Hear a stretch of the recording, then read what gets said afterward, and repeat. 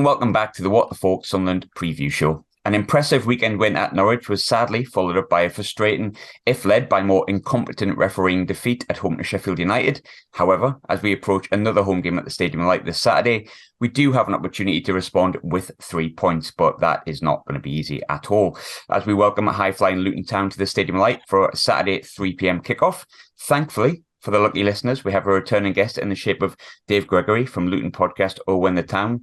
Dave, you are so good. We invited you twice due to fan requests. How are you doing? Are you all right? Yeah, I'm doing fine. Thank you very much for asking me back on. It was good last time. I had a good listen back. It was great. Yeah, Nice. I enjoyed it. People listening said it was good as well, but we'll dig straight into it. As you said, off air, you're very good at the moment, so we'll start from the top. Whilst we lost 2-1 at Sheffield United, you obviously beat informed Bristol City, who have been one of the better sides coming to the Stadium in the last few weeks. So how was the performance? Well, the performance was a really good start, actually. 4 minutes in and we score a goal, but we was on top for all of the first half. I mean, we should have had 2, 3, 4 goals easily. I heard you say about your refereeing last night, a couple of refereeing examples that maybe could have been a bit better, but we were front-footed all the time. It's quick, and our home form has not been as good as our away form. And if it had been, we'd probably be top of the league, and that's no exaggeration. But when you get an early goal, you want to get that second one just in case. And you know, the game overall last night, I think we deserved to win. We was on top for most of it. I didn't really think Bristol City were that good at all in the first half at all. I don't remember them having a shot on goal. Keeping the ball in the midfield. So we sort of dominated that area last night. Second half was a little bit different, although I don't think, again, we were that troubled by I don't know, Cornick had a shot against us. I think that was their first shot on goal in the second half. But they had a bit more possession. And as always, there's a 1-0, you get a bit nervy, don't you? You're always thinking, you know, we've in the past, we've not seen that out. We've dropped too deep and we've not seen it out. But this time, we saw it to the end. So a great result for us. Excuse me, I've got a bit of a cough here. Yeah, a great result, but a good team performance. And we said that at the weekend too. You know, you go to Sheffield United and you play and every member of your team is on it and then you end up winning. It's even better. We're on a really good roll of form at the moment. We've lost 1 in 10. Since we lost to West Brom, the only team we've lost to is Burnley. And it absolutely kills me that we lost to West Brom because we were 2-0 up as well, you know. So we're on a good roll of form. I know form has to change. I know form sometimes doesn't dictate how we're going to play it at your place on Saturday. However, we're in a good vein of it, and long may that continue. It's funny because obviously I looked at the table before coming on, and I knew obviously you were doing really well, but there's a lot of chat around maybe could Middlesbrough leapfrog Sheffield United and all this kind of stuff, and there was a bit of focus on our game because we're obviously rivals with Borough, and you had allegedly rivals. But you're fourth off top, 6 points behind second place. Is there a genuine belief you can make the automatics, let alone the playoffs? Well, that's a good question. It would have been better if you guys had won last night. That would have been the first thing I'd have said. But I think realistically, keep us under the radar. That every pundit on the television saying, "Oh, Middlesbrough are chasing," but no one mentions Luton. And we've had the little Luton syndrome for a long time. Our new manager comes in and says, "Get rid of that. We're not Little Luton anymore. We are Luton Town." I think we've got every opportunity if we play well. But obviously we've got to rely on other people to muck up. But we've still got to play Blackburn. We've still got to play Millwall. We've still got to play those guys down the road from us who absolutely dicked us last time we was out. And we've got some tough fixtures coming up, and I include Sunderland in that as well because you're not going to roll over, are you? I thought you guys were on a bit of a roll anyway, trying to get to the Championship playoffs. I thought you could make it at one point, and maybe still can. But can we make autos? It's a tough ask, but why not? Why not? Yeah, it's only 6 points, and I think we've got to get the biggie out of the way. Obviously, last time we were on the podcast, we had a big long chat about Nathan Jones, and I asked if you'd worry that he'd go to a perceived bigger club like he did with Stoke last time. And oddly, I think it was like 3 weeks later. So we reconvened and went, oh, well, I don't think I really need to remind everyone of Nathan Jones, A, going to Southampton, then what happened, then his waffle for want of a better word, when he left. But what was your thoughts on the entire situation, him leaving, and what happened when he was at Southampton? Because I'm sure you kept a close eye on it. Well, again, when Nathan left the first time, everybody was really aggravated, as we discussed. And then he's come back. He's done a great good job for us. And then he leaves again, but he leaves in the correct way. The things that quite peed me off when he went this time was that he was in charge for one more game at Stoke City, where he shouldn't have been. And, we played quite well that night, but we lost 3-0. But you could tell no one was really into it. When I say no one, I mean the fans and the manager weren't connecting. But as a Luton Town fan, you can't diss him too much because he got us back to where we are. He kept us in the league. And why wouldn't you go to a Premier League club that's offering you £3-4 million? Why wouldn't you do it? I would. As much as I support Luton, I'd go for 4 million. When he got there, he was treated abysmally by the fans. I didn't give him a chance. And you can look at the Premier League table now, and you can just see that it's not the manager's fault because they're still rock bottom. They're still not performing well. I genuinely think he could have done a job there, but they didn't give him the chance to do it. He took one of our players away. He's not playing for Southampton at the moment. So it's a bit weird, isn't it? He was on the bench last night, I think. So what he has done by leaving has injected a kind of new passion for our team with our new manager, because Rob Edwards has come in from Watford, of all places, and he is doing a sublime job. And literally, we can't look any further than that. Nathan Jones, I think he was unlucky to get sacked. I think he should have been given more time. People say that he's incompetent, out of his depth. Well, I don't think so. I just don't think they wanted him. The fans didn't want him. Look, I don't even know who they've got now. And that's how I look at Southampton. And they lose last night? I think they did. Rock bottom of the league. So, as I've pointed out on Twitter a couple of times, if you follow my account, that it isn't the managers that are crap. It's the team. The team needs to sort itself out. And you can be the best manager in the world, but if your players are not playing as a team, you're not going to stay up, especially in that situation. I wish them well. I don't mind if they stay up. Don't mind if they go down. As long as we're passing, if they're coming down, I don't mind.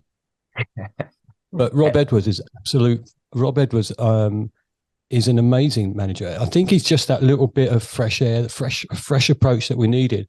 It's no coincidence that our form has got so much better since he's got here. So I think maybe the players were aware that Nathan was going. I don't know, but our formers. Our game feels better to watch most of the time. Interesting with Nathan Jones, because I think you're right in what you say. Like, because you only look from the outside, and he's never managed my club. He's managed yours twice. You know a lot more about him. I think what really got a lot of traction was kind of his rants about having a Welsh wife and being a PE teacher and stuff. But I felt like I never really saw that at Luton. Was that a sign of just total disconnect between Southampton and the manager, or was he also like that at Luton as well? He had a reputation of saying things that you wouldn't expect a manager to say in some ways. I mean, the chest thumping of his badge and everything like that. We all caught onto that, and then he buggered off, and then he came back and he started doing it again for a little bit and then stopped. So that side of him, maybe he loves that as his ego, I don't know. But I don't remember him being very controversial at all at Luton Town. I mean, he always spoke the team up. I think I said to you on the last podcast that he sells our club, or he sold our club really well to people that he wanted to join. So when you had interest from 2 clubs or 3 clubs for a thing, they would come to us because Nathan Jones sold the dream. And the dream at the moment is working, isn't it? At the moment. Mm-hmm. So I don't think he was like that at our club. I think he was liked. Not the second time around by everybody, but he was liked. I just think it's sad. He'll end up at another championship or a League One club to go, and he'll do the same again. Somebody. You talk about Rob Edwards, and that is the future realistically, so don't touch on Nathan Jones too much. And I think you said obviously he came from Watford, but statistically, I think anyone that appoints a manager is likely to appoint next Watford manager with the rate they go through managers. But he really has hit the ground running. Obviously, he came from Forest Green Rovers to Watford. He didn't do too bad of a job at Watford from the outside looking in, but he's gone to Luton and he's done a fantastic job. What is it that he's changed, and what is it that he's kind of improved on that was already working quite well, shall we say? Oh, that's a good question. I can't put my finger on everything. What I would say is that he's very likable. That's the first thing I would say. Very, very likable. He would have had quite a lot of people going, well, we got a Watford manager. We don't want him. We don't want him, being our manager. But immediately he comes in and he says, you got to get rid of this little Luton thing, or teams like Luton hashtag that we have on Twitter. And he's right, because, like you said earlier, people underestimate our club because a lot of the younger people only knew us from when we was in the conference. They don't know about our history.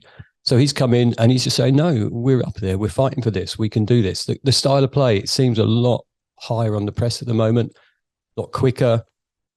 Away from home, we sit back a bit. We don't take as much possession, but when we do get it, we can break quickly and, score goals, which we've done, since he's joined us. I think, like I say, I think we only lost twice.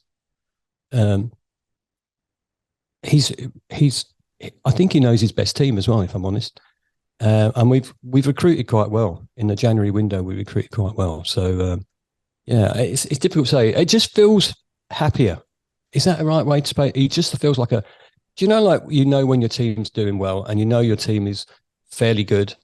They're not going to win every week. I get that. When we both know that Burnley have run away with this division. But we'll give everybody a good game on a day. And Rob Edwards just injects that little bit of extra passion, I think. I mean, last night, when we'd won in the pouring rain, he celebrated in his own way. But the fans love that. They love how he is connected with us really quickly. He knows the rules. He knows how it is. And do you know what? His tactics are good. He makes substitutions at the right time. And we've got a good bench as well at the moment. So, it's all looking good. And a couple of really, really standout players at the moment as well, with Nakamba and Doughty and Colton Morris, obviously. And then I look across and I think, oh, we've got Jordan Clark. He's really on it this season. And then I think there's other people there, and I'm looking and I'm going, actually, it must be a really hard job selecting your first team, because we would all do it slightly differently. But Nakamba on there, Nakamba's made such a difference to our team. And last night, Doughty and Morris, amazing. It's great. It's great to see. Yeah, obviously you're playing really, really well. And I think it's funny, you mentioned a few of those players. Don't know how many people will remember, but I remember from doing League One preview shows, obviously Jordan Clark, Accrington, players came from there, all those sort of players. So it's like you're not exactly like spending massive amounts of money to make it work. But I think it's a really maybe too much of a simplistic question. But we'd obviously lost Alex Neil and brought in Tony Mowbray. Don't think anyone really wanted to lose Alex Neil. Probably the same for Luton. In some ways, Sunderland have benefited. Some people will disagree with me on that because the results haven't been great recently. I would say maybe he's been a bit hamstrung because of recruitment. But in essence, for Luton, you had the same thing that happened. Has Nathan Jones leaving accidentally benefited Luton? 100%, yeah. 100%, in more ways than one.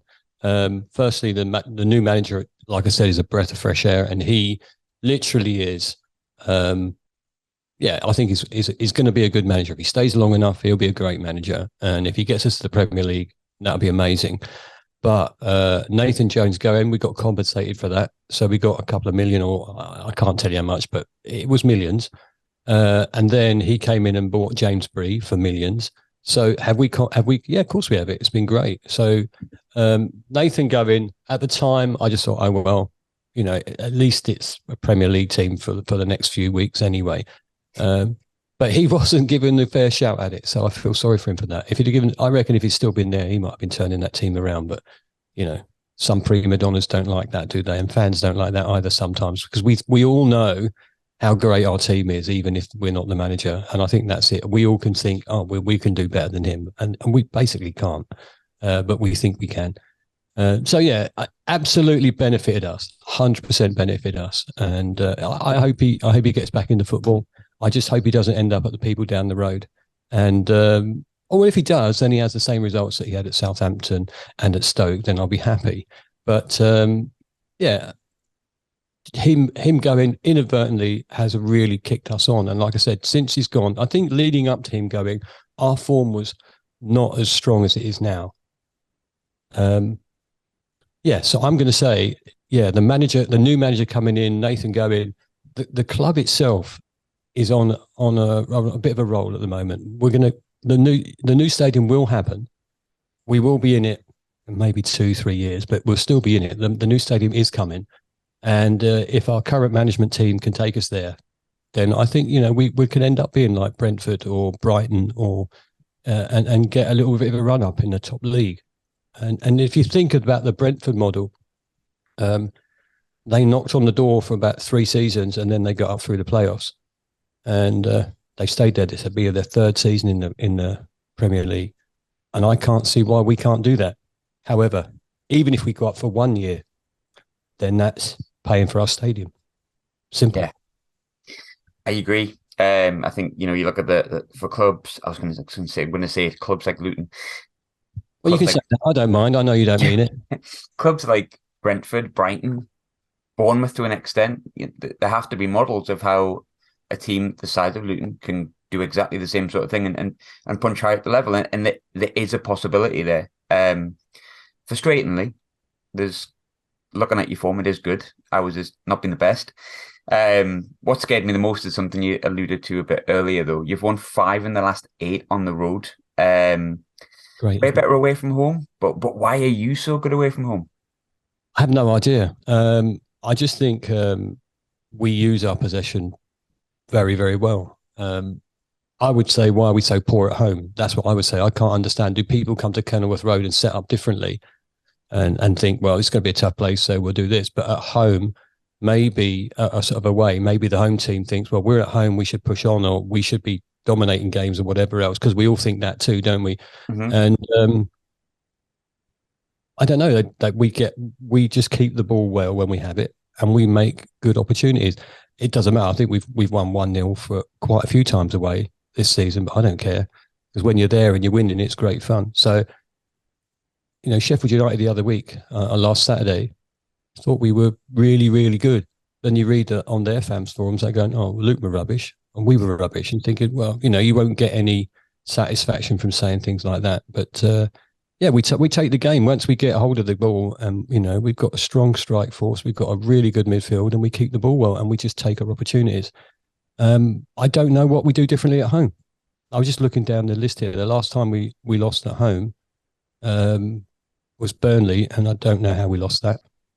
And we lost to West Brom when we were 2-0 up, and we lost 3-2. And before that, the last game before that we lost was Middlesbrough. So it's weird. It's a weird thing to say. If our home form matched our away form, we'd be 100% first or second. I think our form at the moment is, if you run the current form list, we're at the top.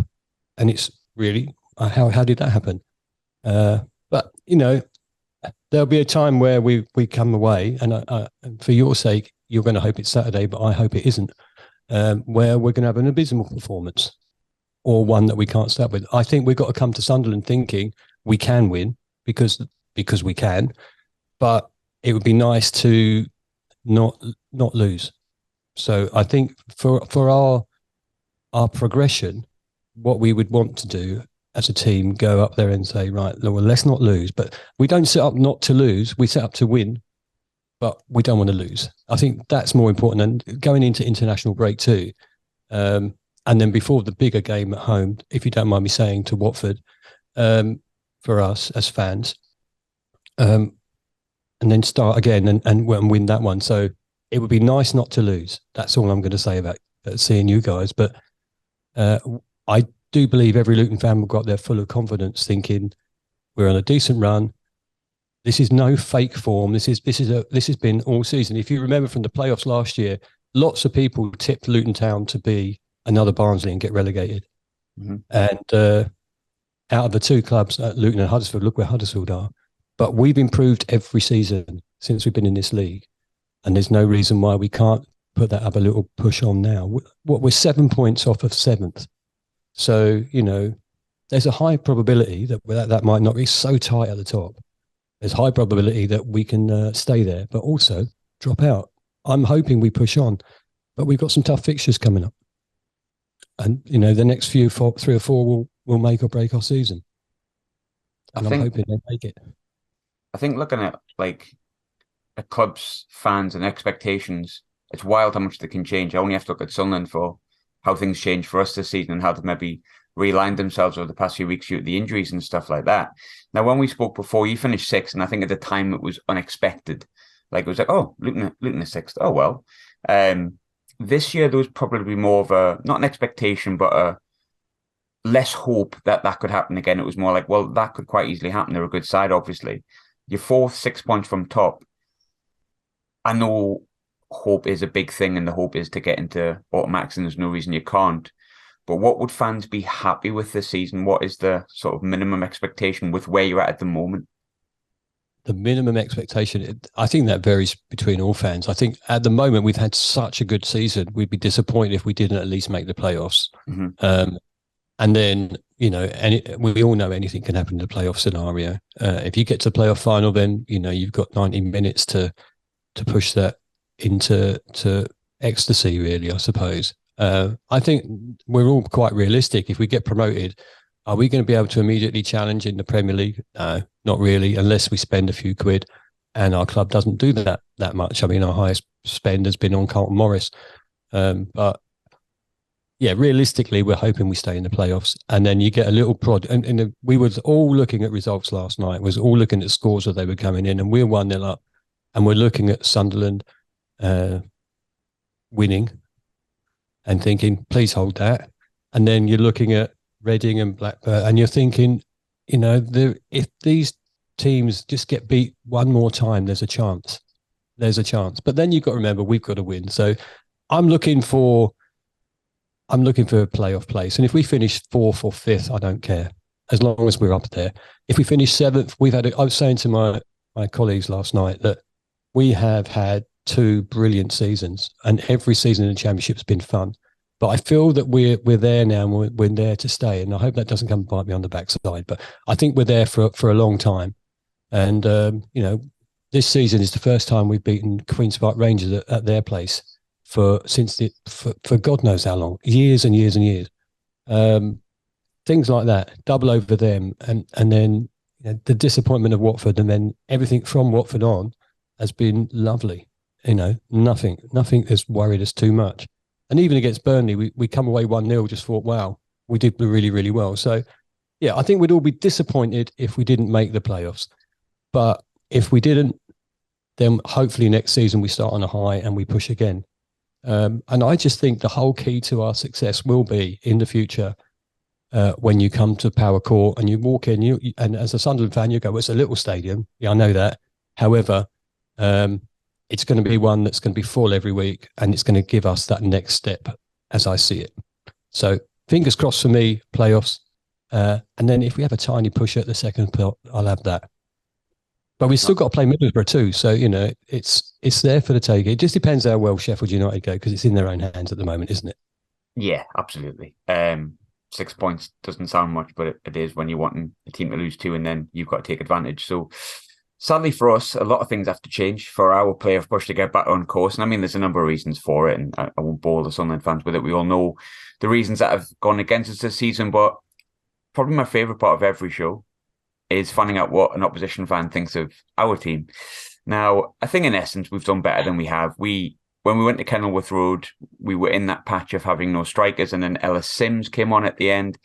We now still have no strikers, really. But what did you make of Sunderland, when they came to Kenilworth Road? Which players impressed you? And what have you thought in general just about Sunderland's return to the Championship this season? Well, firstly, I'm going to be really honest with you. And if I look at Sunderland's players, and I have to say this out loud, and on the Sunderland podcast, I'm ashamed that I don't really follow your players that much. When you come to our place, I thought it was quite an even game, really, wasn't it? And, I thought and again, this is going to sound quite weird when I say this, it felt like when we first came back up to the division, we was up for anything. And, we had a strong game, and, disappointing for us that we didn't put it all to bed, I suppose, at the end of the day. I thought also that Sunderland started the season very well. I think I said that to you before. And, you had that bit of a momentum from coming up from the lower league. Excuse me.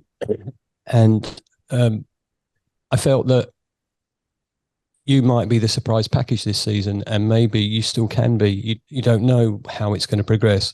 So I was thinking, at this rate, you'll be in the playoffs and you might do a double jump. But I'll call it, form has just dropped off a little bit, hasn't it? I've never disliked Sunderland. I think I said that to you before. I've never disliked Sunderland, and I hope they do well. But have they got the opportunity this season? Have they got the squad big enough? They've definitely got the fan base big enough, haven't they? If you're doing well, you'll fill the stadium. I wasn't surprised by where you are. I mean, it's better to be where you are than down the bottom fighting for your life. And, you're not that far off everything. I can't remember how many points you got, 50 something? 50 something? Yeah, 50, I could look it up, but, that takes time, doesn't it? So from where you are, I think as an opposition supporter, I'd be going, well, I'd be wary of Sunderland, because there'll come a time when you pick up and you will be better than that.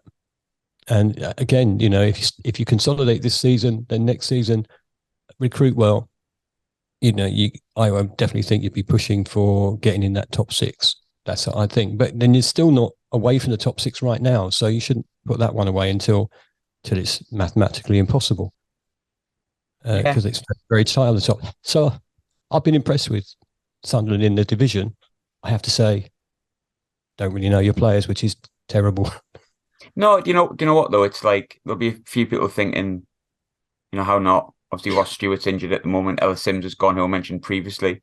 When it comes to a point of the players that we are signing young, up and coming players that necessarily haven't had a history. So it's not massively surprising to hear that, if I'm completely honest. But nonetheless, I hope some of them after Saturday. I sincerely hope not, if I'm honest. What I really, really, I say, I'd love it if we come up there and we didn't lose. And it's every Luton fan, every fan who goes away doesn't want to lose. But the form at the moment suggests that we can win. But the form's there to be stopped, isn't it? And yes. I don't think, I don't know how well you played against Sheffield United the other day, but, if you went 1-0 up and kept it, then it'd been a totally different game, I think. So you'll be up there thinking, and I mean, rightly so, the Sunderland fans think, well, we can beat Luton Town, and rightly so. But Luton fans will come up and go, well, I think we're in with good crack here. If we don't concede early, we'll be all right. But fingers crossed for that for me. I think that one of the only predictions I've got right this season, just for final question, which is always predictions, and I've only got about 3 right this season, which is probably a record for me, to be fair. But I think it was the Luton away game. I think I said 1-1. You did? Yeah, I was right, wasn't I? That's right. That's quite annoying. I think it was the first one I got right, to be honest, Dave. So I'll just pick a number out my arse here.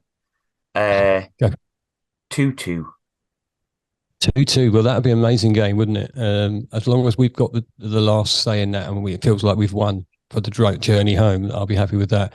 I would like to say I would be happy with a draw, but if we can scrape a 1-0 win, I'll take it. And I'll take it in the scrappiest way. I don't care if we play really poorly. I don't care if we don't have any possession. Now it's about, if we really want to dream of the Premier League, it's about results, and you just got to grind them out. So if we can keep you at bay, I'll take a 1-0, but 2-2 I think would be fair.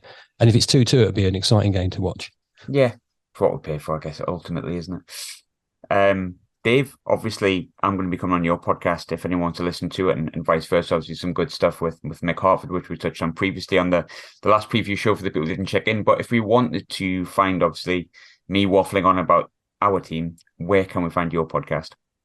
Our podcast is on YouTube, Luton Town. It's on Spotify and all those other places where you can get your music and things from. So Spotify, iTunes, and all those places. But Luton Town. And look at some of the videos on there are not just about, the game. There's former players. And as you rightly said, the Mick Hartford podcast is worth a watch if you haven't watched it already, because that man is an amazing guy. He's still fighting his prostate cancer, and he tells a football story like no other person. If you haven't watched it, it's such a good watch. Perfect. Dave, thanks as always, mate. Appreciate it. You're welcome. I'll do it anytime you want.